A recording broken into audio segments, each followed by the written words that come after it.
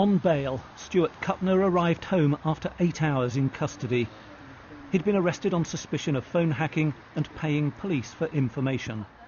Earlier, while he was being questioned, police searched his home and took away a number of things, including a computer. For many years, Mr. Kuttner was the public face of the News of the World. He was often called on to defend the paper.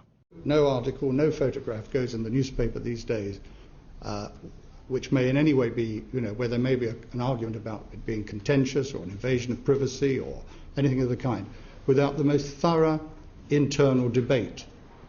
As the paper's managing editor, Mr. Kuttner controlled the editorial purse strings. Last month, this is how the paper's owner described a managing editor's role.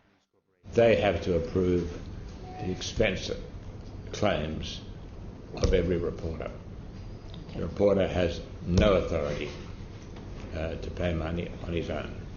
9 News of the World journalists have now been arrested. Rebecca Brooks was an editor and later the group's chief executive. Andy Coulson was the editor. As managing editor, Stuart Kuttner reported to him. Neil Wallace was deputy editor. Assistant editor Ian Edmondson was the first arrested.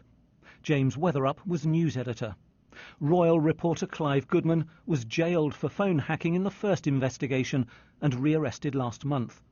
Chief reporter Neville Thirlbeck and freelance Terenia Taras were also held and questioned.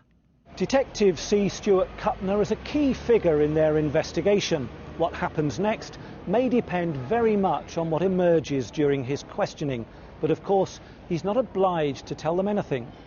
Mr. Kuttner was one of the best-known figures in Fleet Street.